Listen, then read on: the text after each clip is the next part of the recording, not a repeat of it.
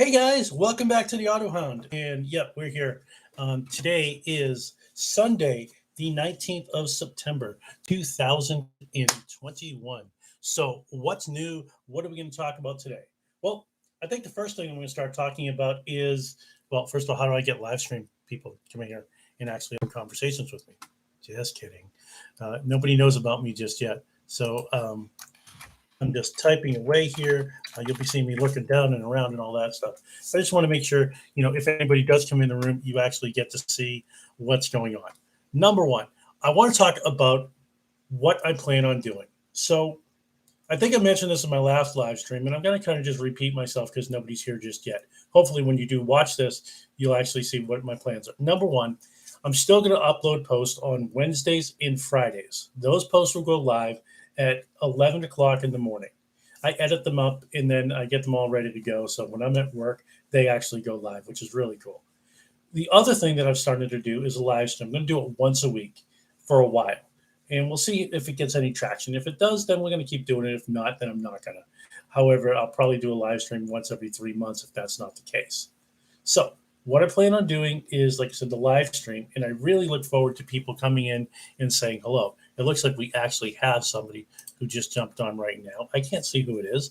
However, hi, thank you. Welcome to my channel. So say something, say hi down in the comment section. That'd be great to see. Oh, you popped out. Meanwhile, so this is what my plan is. We are going to do the live stream, and today we're going to talk about that absolutely dreaded on-off switch in your car that shuts your engine off at the red lights. It makes no sense to me. I've spoken to several people about this, and we just don't like it. My wife has a 2020 Jaguar E-Pace. That E-Pace has that little kill switch that starts the engine, shuts the engine, starts the engine, shuts the engine, and you're at a red light, and it makes me feel like the car is stalling, and I know that I'm old. So being 55, I'm not that guy that's all about the nanny state of cars and how they're doing what they're doing. So with that being said, let's talk about it. Number one, from my understanding of shutting the car on and shutting the car off and turning it on all the time. Oh, look, this is from Ginny Ryan. Hi, Ginny. Thank you so much for saying hello. How are you? And I know you can see me typing, but hi, how you doing? Yes, this is my first live stream, and you're my first guest. So welcome aboard. I appreciate it. If you got anything to say, please pop in, say what you want to say, and stick with us. You don't have to. So back to this whole on-off switch. From my understanding of it, what winds up happening is every time you start the car, the starter goes, it causes wear and tear on the inner cylinders. Those cylinders have to go up and down, and yes, they have oil in them. However, with today's car, they allege that you could go anywhere between 10 and 12,000 miles before an oil change. I am of the opinion that that is not correct. I firmly believe that the oil should be changed every 3,000 miles. Again, I'm old school. Every 3,000 miles or 3 months, whichever comes first. However, these newer cars are designed that they're not supposed to be able to do that. And I'm not sure how they dealt with the metallurgy. Metal is metal is metal. Whether it's an aluminum head, stainless head, whatever head it is, whatever piston it is, it makes no sense to me that this is not going to cause the damage that people think it is. So how do we get around that? We don't. This is what all the cars are going to. It's allegedly to be able to save gas on your car. Well, if you're in stop and go traffic, how much gas are you really saving?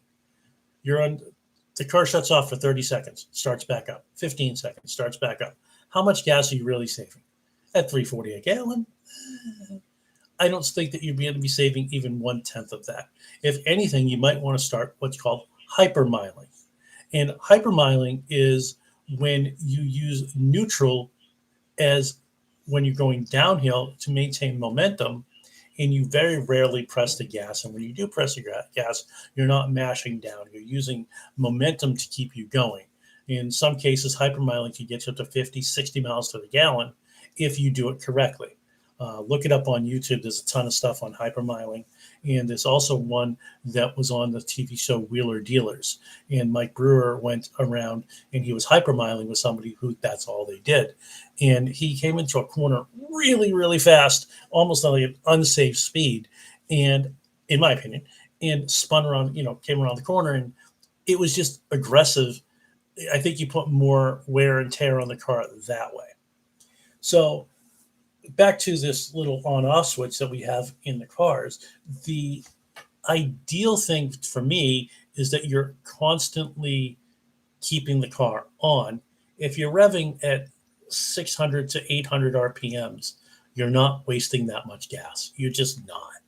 I've never done any studies on it. I'm not an alchemist. Alchemist. Yeah, that's an old one. You're not somebody who knows kind of what is going to happen when the car shuts off. What if it shuts off and then you can't go? What if it just doesn't want to restart?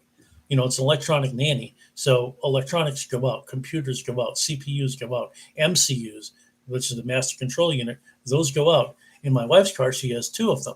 In most cars, the newer cars, with all these different nannies, the ABS, the traction control, the adaptive cruise control, those are all nanny things. And I am of the opinion that those make driving convenient, but I don't think that they make them as safe, with the exception of the emergency braking. Oh, hey, Billy. Welcome aboard. How you doing? I see Billy is here as well. So what's up, Bill? I think that when we are looking at nanny state type, eventually cars are going to be self-driving. Tesla's really piloting this, and they're kind of leading the industry.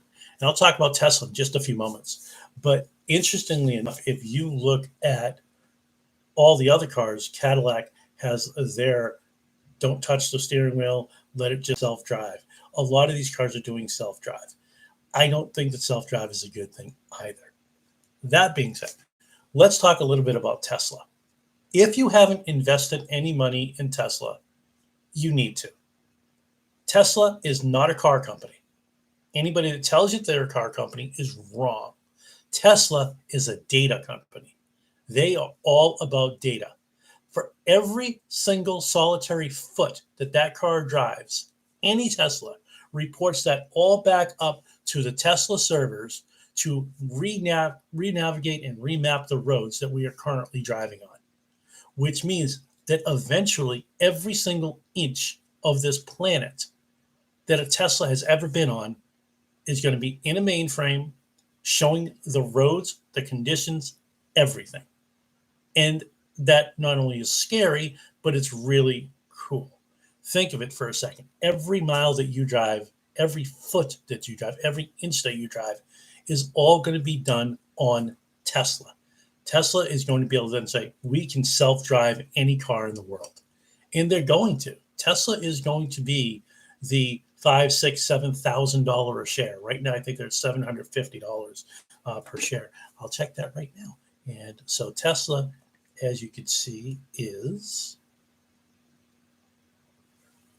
Tesla's $759.49 per share. That's pretty good. They're up $2.50 from their close this past Friday. If you're going to invest in a car company, that's the one to invest in. Also, Rolls-Royce. Rolls-Royce, it's so sad. Rolls-Royce is right now about $2.50 a share. Think of that. I just said it, yes. Rolls-Royce. They've been around since the late 1880s. And they don't just make cars. They make jet engines. They make massive jet engines to tolerances within 1/1,000,000th of a centimeter.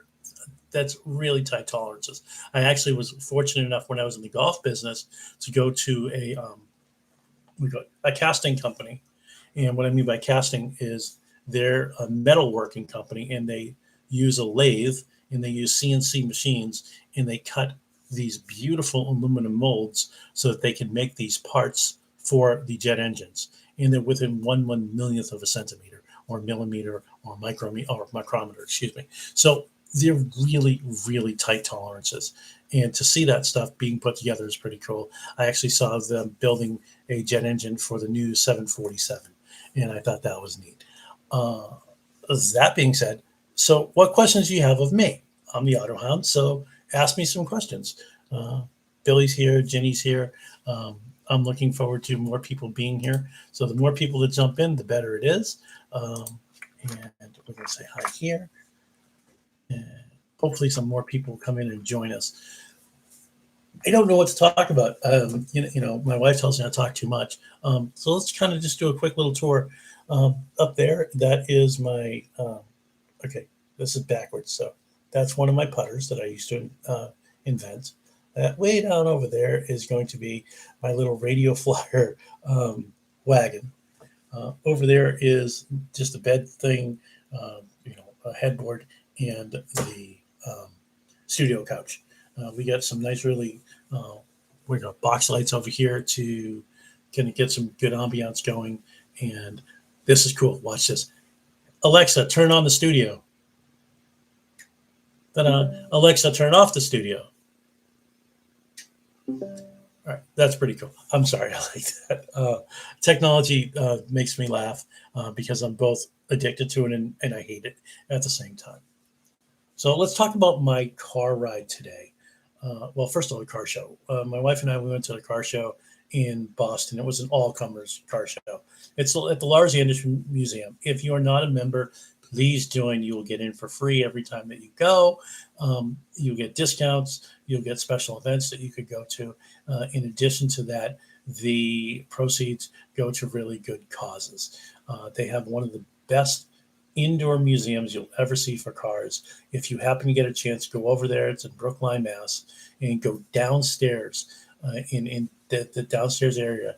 There's all these cars from pre-1930, and that was from the original Anderson estate. And they're all there. They're all original. And they keep them up pretty well. It's an amazing place. It's their former carriage house, which is where they kept their horses and whatnot.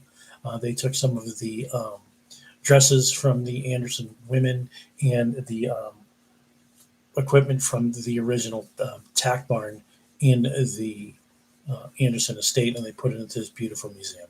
So I recommend going. But we went over to this museum today, and we saw a couple hundred cars. We got to talk to a lot of people. And I'm going to start to get away from going to car shows. I think that you all have seen more than enough of me saying, oh, this is a nice car. This is a nice car. That's a nice car. So what my plan is, I'm going to really kind of reinvent the channel. And that is, I'm going to be doing a lot more car reviews and a lot more car-related stuff, kind of showing you the inner workings of things and see how certain technologies work, see how older cars work. I had a fabulous conversation with a young gentleman today, and he looked to be about 12 or 13 years old. I think his name was Doug. I don't want to get that wrong, so if I did, I'm terribly sorry. But I spoke to him today about my Porsche. I'm sitting in the car. I'm one of those guys that I firmly believe that if you have a nice car, don't be a tool. Let somebody sit in it. Don't be that guy. Oh, don't go near my car. Don't touch my car. Dude, cars are meant to be touched. Now, if it's $1 million show car, you really shouldn't be parking next to 15 different people and all these people walking around and scratching your car. That being said, if you're a parent or you're just one of those people who don't care about cars, here's what I'm going to suggest. Don't let your kid touch the cars. It doesn't matter whose car it is. You don't have to touch it. When you touch the car, each car has some micro dirt on it, if you will. And as you wipe your finger on the car, it could actually start to create little micro fractures in the paint and then eventually ruin the paint job. And you'll see scratches and whatnot. Oh, it's Dominic. Sorry, his name was Dominic. My wife just told me his name's Dominic. So Dominic, I'm sorry, I got your name wrong. However, I really think that you're on your way. I mean, you were working on a Model A for 8 months, and you're as young as you are. Freshman in high school, what's that, 14 years old maybe? So he's a freshman in high school working on a Model A. This kid is a kid after my own heart. His dad was absolutely fantastic. And, we talked a good long while about cars. And, his father wants a Porsche. And I think that right now the best value for your dollar is the Porsche Boxster. And that's where I'm going to be driving with my video this upcoming Wednesday. But a little preview of that video is this. If you buy a Porsche Boxster from 1997 until current, you are not going to find a better handling sports car anywhere. It is 50-50 weight distribution, actually it's like 60-40 in some cases, but let's kind of go over the engines. The engine started in the 1997 model as a 2.5 liter engine. Then it went up to a 2.7 liter engine. The 3.2 liter engine, the 3.4 liter engine, those are in the Boxster S, those last two. When you're looking at the Boxster S, you're getting a couple of things more than you would get in the base. So the base car comes with a 5-speed transmission. It comes with two of the air conditioning coolers, and it comes with 17-inch wheels. With the Boxster S, it comes with the 18-inch wheels. It's 253 horsepower, up from the 217 horsepower. You're getting 0 to 60 time in 5.4 seconds as opposed to 6.9 seconds. But once you get these cars to speed, they're fun. You could find a good Porsche Boxster right now on Auto Tempest, Auto Trader, Cars.com. They're not sponsors, but if they want to sponsor me, please seek me on AutoHound, AutoHound411@gmail.com. That's my email address if you want to be a sponsor. That being said, when you are looking at all these cars, go for the Boxster. Buy the Boxster. You'll love it. One downside. The Porsche Boxster, any Porsche, they're famous for this thing called the Porsche tax. The Porsche tax is when you buy a Porsche, everything is a little bit more expensive to fix. My oil change every year runs me about $250 if I have somebody else do it. And I do because I don't work on my own cars anymore. I used to be able to work on my own cars. I don't. I don't want to break anything. And these cars are too expensive to fix. So anytime that you are fixing one of these cars, you are going to be paying 2 to 3 times what it would cost a Toyota to be fixed. For instance, I drive a 2003 Toyota RAV4, and my oil change is $40. So $40 to $240. That's a big jump. There's a lot more to it. They're using synthetic motor oil. So back to the Boxster S, it is a 6-speed. It's a couple of millimeters lower. It also has 3 radiators, the 2 front radiators for the air conditioning, which are the condensers. And then in the very front of the car, you'll see another big radiator to give you a little bit more cooling going to the car. These cars are made to be driven. A lot of people complain about the potential IMS bearing issues. The IMS bearing was the intermediate shaft bearing. And if you look at the statistics on the failure rate, it's about 5%. If you don't drive your Porsche, the older ones, and you've got less than 40,000 miles on it in 2021, and it's a 2000, chances are your IMS is going to fail because you don't drive it where it needs to be driven. These cars are happy singing between 3,500 and 5,500 RPM. That's where they live. If you continue to press oil through there by driving the car like it's meant to be driven, the chances of you blowing out your IMS are 0. That's my opinion. It is also pretty much proven fact. The cars that don't get driven, those are the ones that get the dry IMS bearing. Once that thing dries out, you can't get it moist again. And once it's not moist, you wind up losing out on the lubrication. And with no lubrication, eventually it fries itself and grenades your engine, and now you have a pretty lawn ornament. So if you don't drive your car a lot, get your IMS bearing checked. If you do drive your car a lot, more than likely you're safe. That being said, so there's the IMS bearing and there's the RMS. The RMS is rear main seal. The rear main seal is exactly what that is. It's like a gasket in the very back of the engine where the transmission is. And that does sometimes blow out. That's something that whoever does your oil changes can check to see if there's any issues. When they do pull the oil filter down, they should always be looking inside of it for some type of metal fragments and whatnot. That's, I think, one of the things you always should do. Before you buy your Porsche Boxster, don't be stupid. Buy a Boxster only if you do a PPI or a pre-purchase inspection. Never buy a Boxster without doing a PPI. Never buy any car without doing a PPI. I don't care if it's a Boxster. I don't care if it's a Pinto. Don't buy it without a PPI. If you don't get a PPI on your car and something happens, it's on you. Not me, not the guy who sold it to you, who knew something was wrong with it in the first place. Get a PPI. Most people are good people. There are some people who are really shady, and they'll throw some liquid moly in their car and make it sound really, really good for the first 100 miles you have it. And then afterward, it starts to settle in, and you start to hear that pitter patter, and you're thinking, oh God, it's a piston, it's a head, it's a rod, and chances are that's what it's going to be. So a few things that I've done to my Boxster to have some fun with it. I've changed out all the lights. So all the lights right now are LEDs. And LED lights, the front ones are very expensive. The back ones were not expensive. The side marker lights and the brake light, not expensive at all. Easy fixes. Those are things you can do yourself. You don't need a mechanic. Just be careful and take your time, especially when replacing the middle brake light. That one you can mess up big time, and I did. You got to make sure that you don't lose the grommet down inside the hole. So have an extra grommet and make sure that when you are screwing it down, you're not over tightening it. And it has to be nice and straightforward. Some other things I've done to my car, because I had to, is a big failure point is the coolant reservoir that's in the trunk of the car. If you ever look at your Porsche, by the right-hand side rear tire, so the passenger side rear tire, or if you're in England on the driver's side, so the right-hand side rear tire, and you'll see liquid dripping down.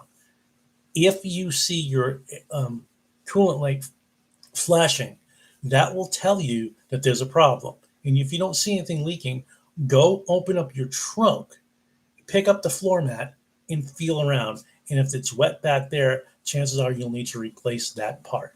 Those things tend to go after about 15 years. My car was 19 years old when it went, so it definitely outlived its usefulness. The other thing that I had to have done was my front springs and shocks. When I bought the car, it drove great. The next year, I brought it into a different mechanic, and he looked at it, and he said, "You have a broken spring on the right front." Well, if you break the spring on the right front, chances are the left front is going to go too. So I replaced both springs, I replaced both shocks, and the car ran great, runs great. Check your tires. I need new tires on my car. If you look at my most recent video, Idiot on an Autocross, please like, comment, and subscribe that one. That's my favorite video so far because I got to get in the car and show you guys what they can do. And I saw a lot more traction from that, which is why I'm trending toward reviews and driving cars as opposed to, look at this, this is pretty. Oh, look at this, this is pretty. Look, we've all seen cars. Anybody could go to an auto show. Yes, I've gone to some cool auto shows. If you live in the Northeast Corridor in August of next year, again, I would recommend strongly going to Dream Rides. Dream Rides, they have every conceivable exotic car you could think of, from Bugattis to the McLaren Speedtail, the Koenigsegg Jesko, the Lamborghini Evo, the Huracan Evos, the new Murcielagos, the new Countaches. Everything is there. There also was a Remick Nevera, which is an all-electric car, 0 to 60 in 1.8 seconds, quarter mile just under 8 seconds, or just over 8 seconds, excuse me, and pushes out about 1,915 horsepower out of an all-electric vehicle. The thing is a torque monster. I highly recommend it. So back to the buying of Boxsters. I got sidetracked. This talking for an hour thing is going to be interesting, to say the least. I recommend that when you do buy a Boxster, besides the pre-purchase inspection, just don't drive it like you stole it. Drive it like it's meant to be driven. I I'm a real big believer in making sure that people aren't out there on the road acting like idiots in their cars. Nothing closes down a car meet faster than some idiot with a loud exhaust turning his music up and burning his tires up. Nothing's going to close it down faster. Nothing's going to get you disinvited faster. One person will ruin it for the whole group. If you're that guy that wants to drive into our car meets and you want to be that guy, please do me a favor. Please do every other car enthusiast a favor. Stay home. Don't come out. You don't need to come out. I don't need to see all of you being all macho in your car. Boxsters are meant to be driven. Boxsters are meant to be shown. Porsches, any car, but don't be an idiot in them. Don't over modify it. Although, look, Porsche Boxster Outlaw Group on Facebook is phenomenal. They do some good work, those people. Someone took a Boxster that was completely trashed, got all wrecked in an accident, and they decided, well, rather than fixing it all up, it was worthless anyhow. They made it into a really cool roadster. And they lowered the windshield down to just this high above your chin. You have to wear a helmet when you're in the car. They put slick tires on it. They dropped it down by about 20 millimeters. The car is really sweet. And they painted it, I think it's a black with some cherry pearl on the side. Looks really nice. Recommend going to check them out. Porsche Boxster Outlaws on Facebook. You should join that group. The other thing that you want to do is join Renlist online. Renlist is a forum where you get to talk about your cars. And I go on there frequently.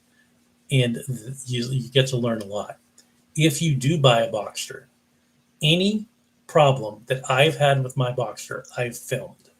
And I think that that's a key thing. When you're filming these particular issues that you're having and you're showing the issue, the fix, and the results, people appreciate that.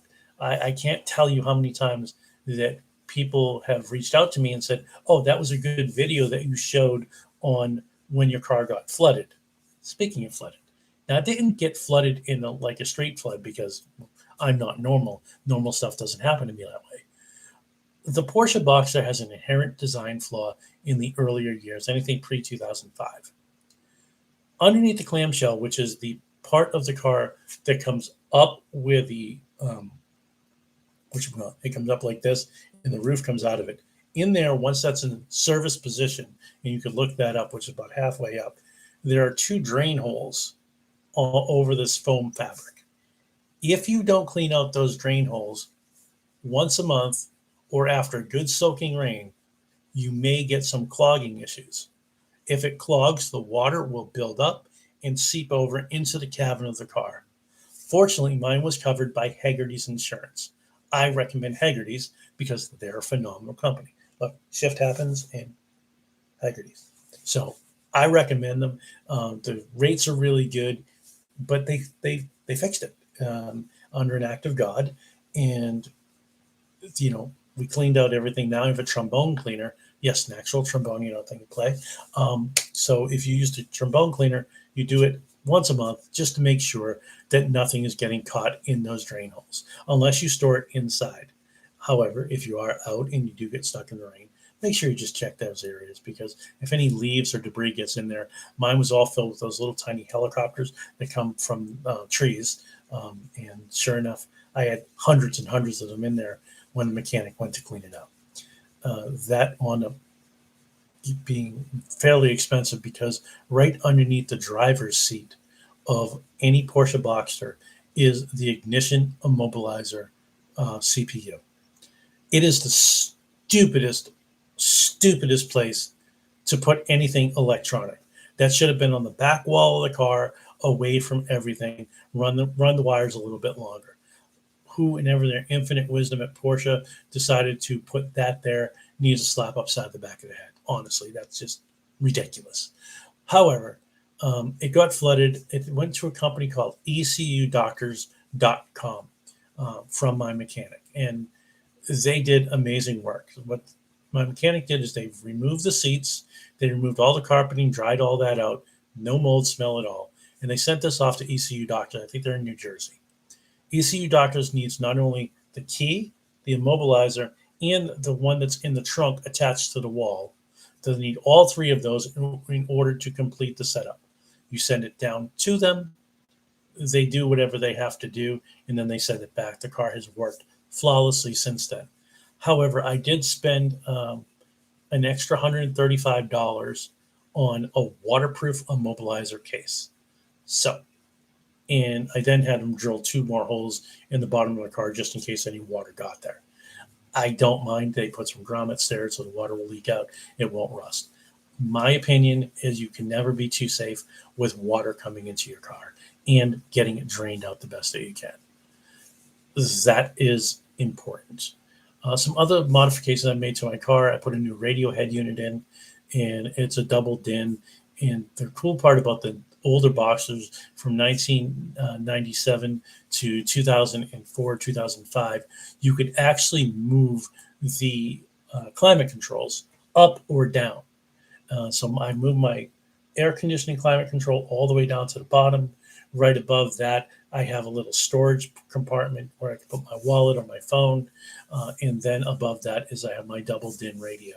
It's a blob pump I got from Crutchfield for $175 and actually $135, excuse me. And then it cost me $520 to have it installed. I wasn't going to do that myself because I didn't want to start messing with my car. The latest issue that has happened with the car, in full disclosure, is these cars over the years, they have an air conditioning or heater box like every car does. But these heater boxes have foam in them.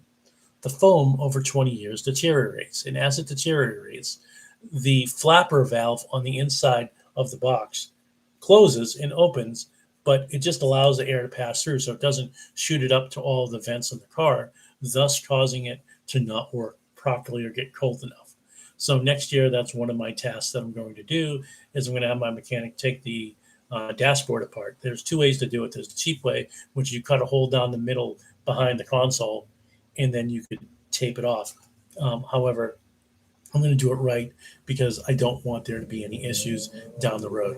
So we're going to take the whole dashboard out, take the heater box out, take it apart, and put it back together properly using a different foam that's not going to deteriorate. And then we'll put it back in. And it's about a 13-hour job. So certainly is an expensive proposition, but definitely worth doing because do it right the first time and you'll never have to worry about it again. I'm trying to think of some other things that I've done to the car, and they kind of say, oh, I got a new key. If you only have one key, get the second key, even if you think you don't need it, because you may accidentally lose your key. If you lose your key and you only have one, you can't go anywhere. It's not going to, and the keys are close to $450. You have to buy the key blank from Porsche. Nowhere else sells these. You cannot buy this key anywhere. I will not stress this more succinctly. Do not think you could get a key somewhere else. You have to buy it from Porsche. You need to give them the VIN. You need to give them your title. And then that key comes in from Atlanta to the dealership. Once it comes in from the dealership, it's cut and ready to be put into your car. However, there's another $250 to program the key. Now, how it's $250 is beyond me. However, it is. So I paid $452 for a key. And when it came in, originally it didn't work. They had to bring it down to somebody else to cut it just a little bit more to match the key that I already had. If you have a 1997 to 2003 Boxster and you inadvertently get yourself locked up because the battery dies, you're in luck. Over the left front wheel, the wheel well itself, there's a piece of plastic there, shrouding, that protects the tire from touching when throwing debris all up inside the bottom of your car. So what you do is you pry this little piece of plastic out, and there's 2 cables. The first cable is this thin. It's really tiny. And then the other cable is about a 1/4-inch cable. You reach up, you grab that cable, make sure you feel it along there because you're flying blind on this, and you pull. And that will pull it this way. You want to pull it to the right So you grab it, pull it right, and that will unlock the trunk or the front of the car, which is where the battery is located. You'll then be able to open up the front, get into your battery, get a jump starter, replace the battery. Additionally, you cannot break into a Porsche Boxster without breaking the window. You can't do it. If your car is locked and you've locked your keys in the car, which is virtually impossible, or you've locked them in the trunk, which is also virtually impossible. I thought I locked my keys in my trunk. Turns out I left them somewhere else. And a friend of mine found it for me and called me, and I got my key back when I was getting my second key made. I wound up stressing out over this, and I kept trying to think, oh, maybe I locked the keys in the trunk. I did everything I could, and finally I got a lawn stake, which is about 35 inches long, and I slid it in through the window and the rubber frame, and I almost ruined it. And I finally hit the button, and the minute I hit the button, the immobilizer activated because it knows that it's being depressed from the outside of the car because the car is locked. So it completely locked everything up. So that's a problem. You cannot steal this car. The newer cars, I think the 2004, 2005s, they started with the electronic switches to open the front and the trunk. I like the electronic switches better, but still you're going to run into the same problem. Porsche has done a very good job at making sure these cars were virtually theft-proof. Let's see, what's some other things that we've done to the car? Just a basic detail. I had the paint corrected. Mine's the Arctic Silver, and the first paint correction that I had was amazing. The gentleman charged me $200, and he did such a good job. There's not a swirl mark or scratch on the car.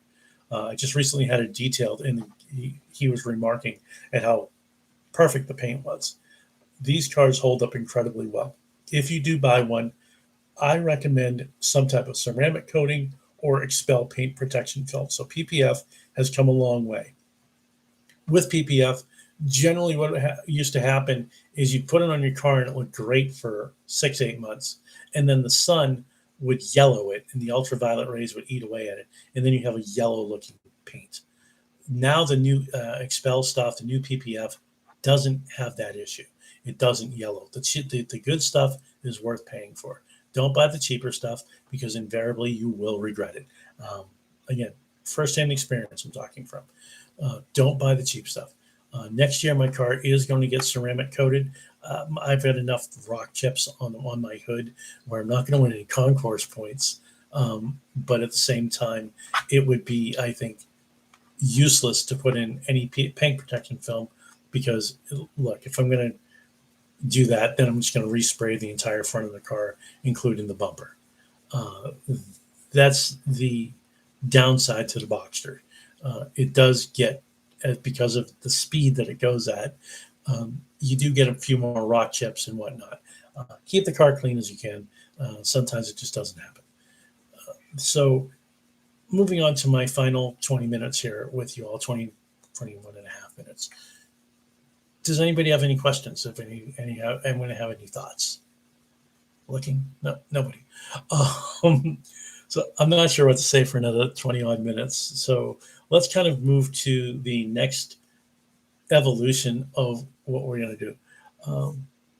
So I just got a great question from Jenny. What's been my favorite car to drive and why? I have a lot, Jenny. Thanks for the question. My favorite car ever to drive, I'm going to have to say is, wow, this is a hard one. You know what? It's a hard question. Favorite car ever to drive. I got it. The very first Porsche I ever drove. I drove for a budget rent-a-car as a transport. I would bring cars back and forth. And my boss told me to drive a Porsche 911 downtown Boston from Logan Airport to Park Square. It was a little Porsche 911 convertible, and it was white with a blue top with a blue interior. And that was my favorite car to drive because to that point in my life, I had never, ever, ever driven a Porsche. it was my first one. So you never forget your first time. I would say that's my first one.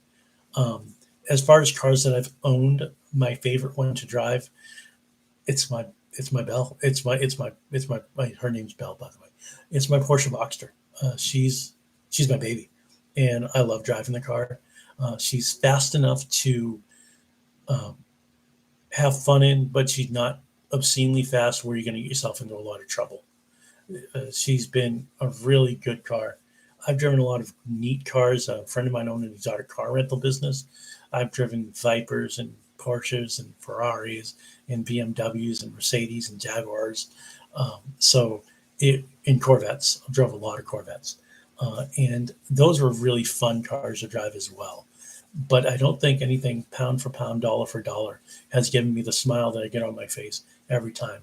My wife tells me every time we get in the car, that smile on your face is worth buying this car for. And it's the truth. I have this goofy grin on my face. Like, hey, look, I got to drive.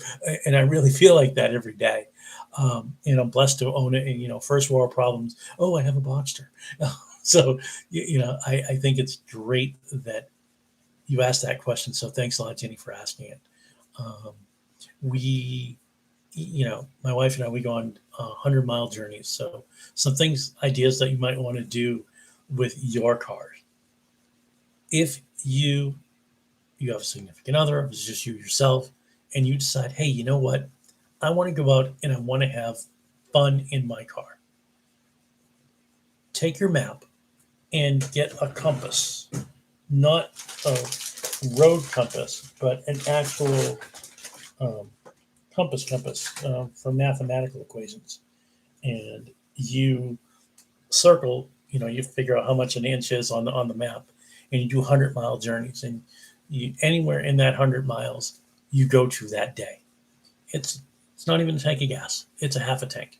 You figure you get about 400 miles to a tank full, roughly, or so in the box. You gets great gas mileage, about 27 on the highway, and about 23 in the city. If you're getting on it really hard, about 17.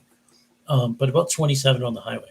And you go north, and we've done that. My wife and I, we go up to Portland, Maine. We've gone to Vermont. We've gone to Connecticut. We've gone to every New England state. We haven't been to New York yet in the car. We do plan on doing that. One of my trips next year in February, or actually March, I'm going to go to the Amelia Island Concourse. And that is in Amelia Island in Florida. It's in March. And I'm going to go down with the Haggerty's team, these people. And we're going to drive down and rip through the tail of the dragon down in, I think it's North Carolina, excuse me. And we're going to have, it's 8 miles, 300 and something turns. So it's a lot of fun to drive those cars, and you get to go up and down a few times. So that should be a lot of fun to do that trip. It's 2,500 miles. And then I'm going to have my car taken back by a transport truck and fly back.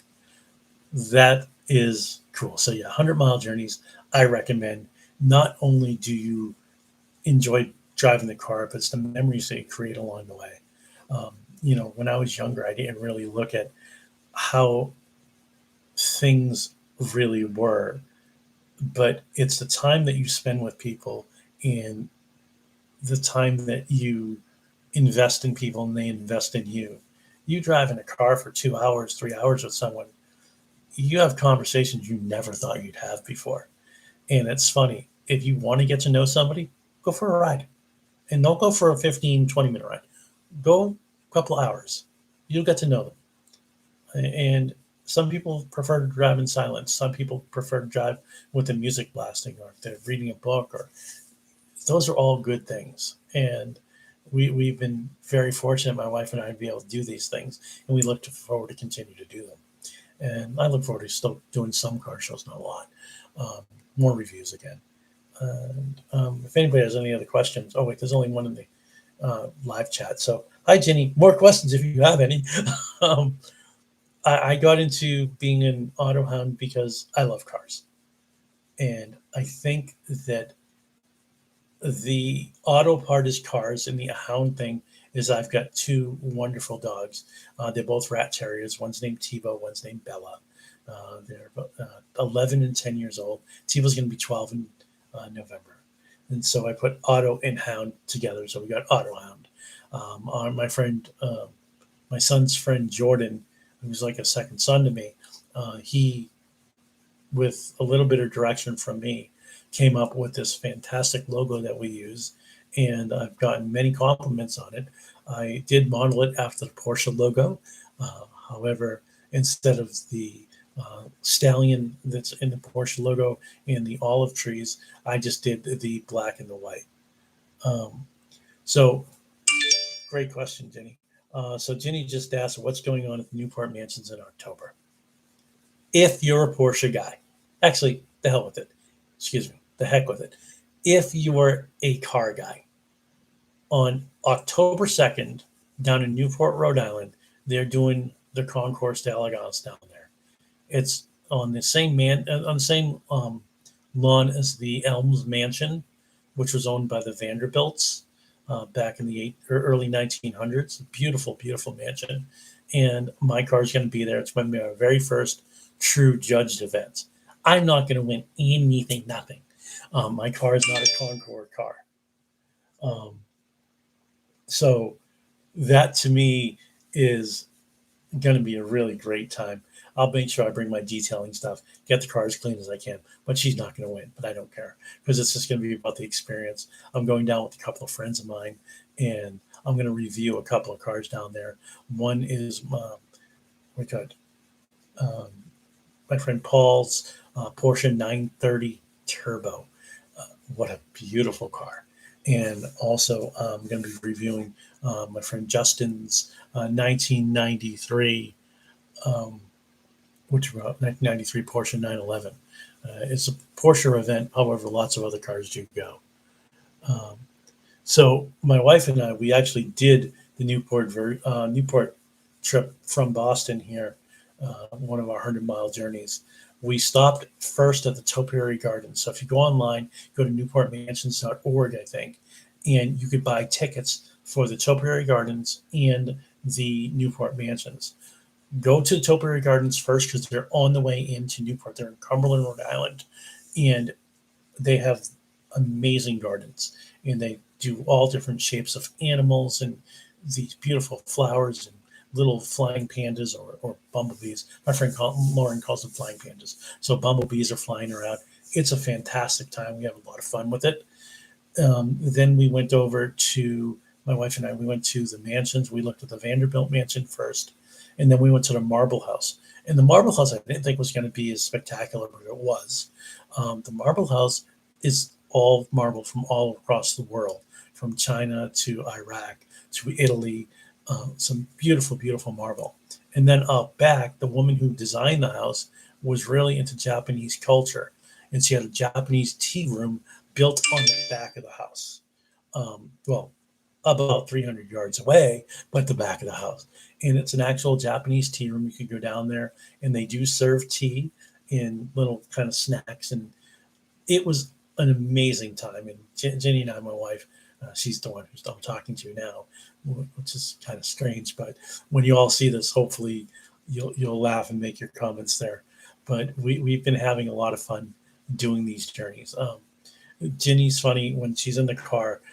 When you drive any other car with Jenny, I don't think she's a speed kind of watcher. She's never been like, oh, slow down, slow down. But I think that in the Boxster, she's a different person. I'll tell you a funny story.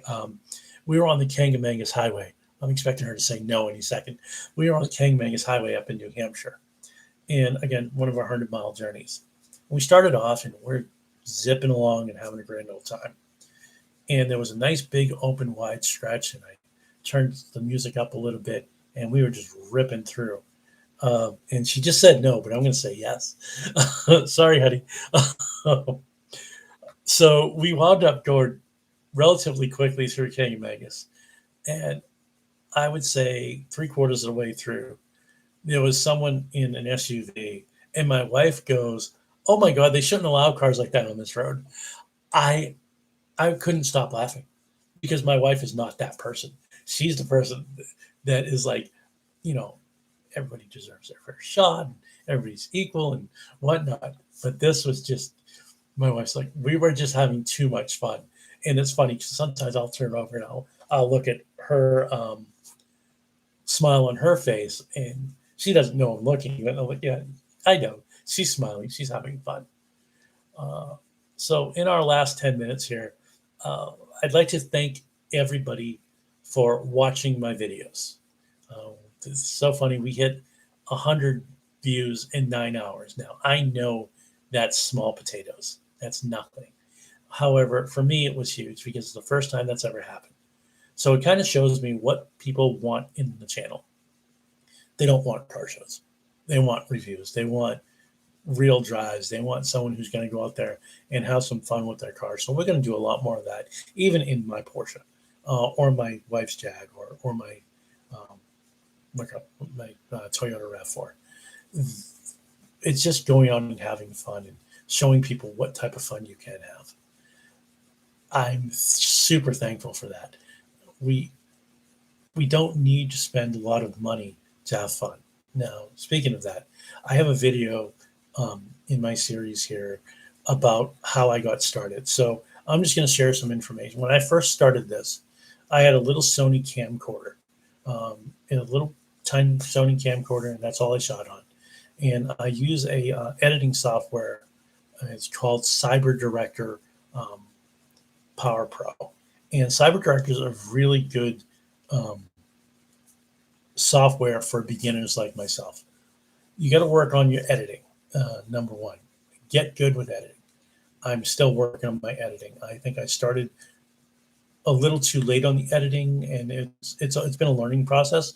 And you'll see that I have some transitions and I have some jump cuts, and then there's so a jump cut is when you go to another area and you take two words and you string them together and they jump right into one another. So that's called a jump cut.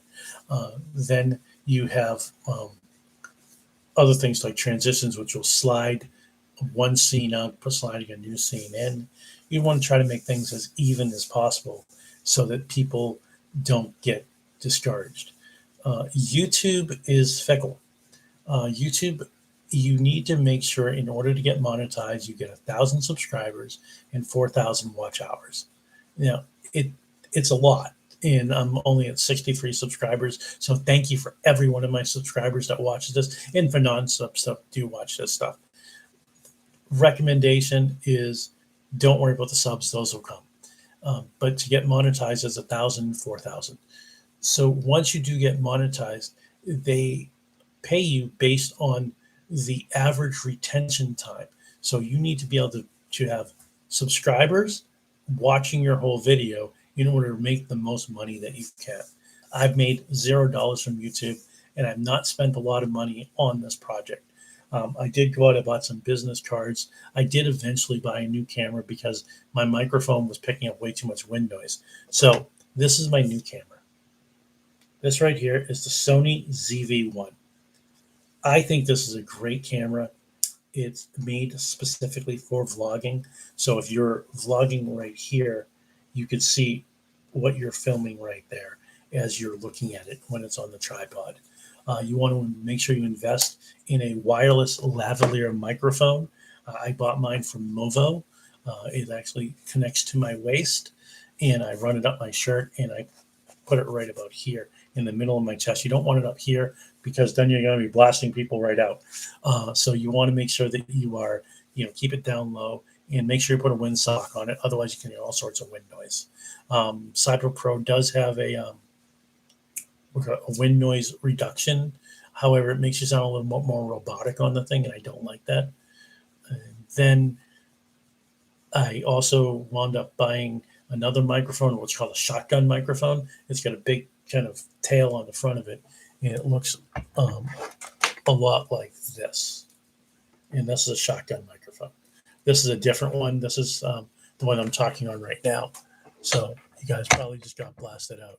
But you definitely need a couple of good microphones. The really cool part of the ZV-1 does have a horseshoe right here, so you could put the microphone in. When you are filming and you're filming with the camera toward yourself, have the shotgun microphone facing your mouth or your chest. If it's facing your chest, it's going to get everything that you're talking about with minimal wind noise, which is always a good thing. Let's see. The other thing that I made sure to do is take really good photographs, you need to make sure you have a thumbnail that's going to capture somebody's attention instantly. I recommend that you sign up for a TikTok account. Right now, everything is moving to that 15-second clip. People need to be entertained constantly. And if you're not changing the dialogue constantly, then you're going to have issues as far as retention time goes. On TikTok, you could get 1,500, views, 2,500 views, 500 views very, very quickly. On YouTube, it's a little bit more challenging because you have to keep that sustained. Um, don't swipe and don't not click here. So definitely get an Instagram, a TikTok, get an Instagram, get a Twitter. Those are recommended. Facebook, I don't recommend. I just use my personal Facebook and I just put latest AutoHound videos up. But that's just for me because I want my friends to know what I'm doing and see the cool stuff that I'm doing. And, that's pretty cool. And remember, you want to make sure that you're having fun. Thanks, Jenny, for reminding me. You want to make sure you're having fun. This isn't about making tons and tons of money. If you're out there and your entire goal is for you to make tons and tons of money in YouTube, you need to have something that nobody else has or copy something that somebody else has and do it better than they do. I'm not that guy. I work a Monday through Friday job. I enjoy what I do. If I do this, it's for fun. And I enjoy bringing you guys really great content. That being said, if you have any questions, and I keep saying it, like, comment, subscribe. Don't forget to subscribe. Watch all my videos to the end if you don't mind. I know it's a pain in the butt sometimes, but I try to keep them anywhere, under about 13 minutes. I think once you hit the 15, 17, 18-minute mark, unless you're a brand of yourself, no one's going to watch the whole video.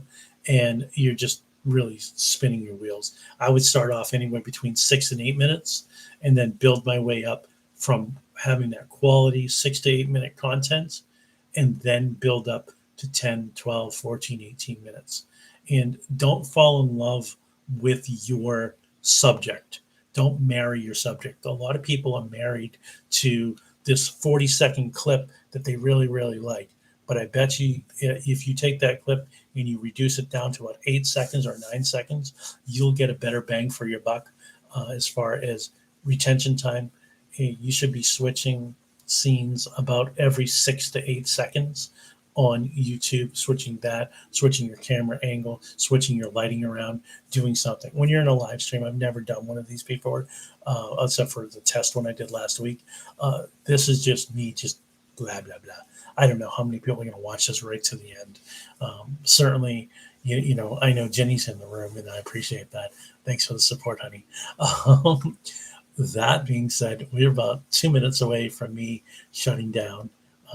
And I promise you that we'll have more good content. So again, Wednesday at 11, Friday at 11, and then next Sunday again. You will see the Porsche show, which I am going to go to at the Lars Anderson. I believe it's next Saturday or Sunday, one of the 2 days. Look it up on the Lars Anderson Museum website, and you could go under events and see it from there. I'm looking forward to that event. And of course, the one down in Newport is going to be absolutely fantastic. Recommend it highly to anybody. And that's about it. So this is the AutoHound signing out. It's, you know what? We're going to go I said exactly till 8 o'clock. I'm going to go right till 8 o'clock because I'm one of those people. I can't not be that guy. Let's see. Oh, if anybody knows any car dealers that might want to work with me as far as me filming their cars and reviewing them, send me your information or their information, and I'll reach out to them. If you could, provide some type of introduction, that'd be fantastic. So it is now 8 o'clock. I really thank you very much for your time. Have a great day. And remember, it's about the drive. And I got to shut this thing off. I got to figure out how to do that. End stream.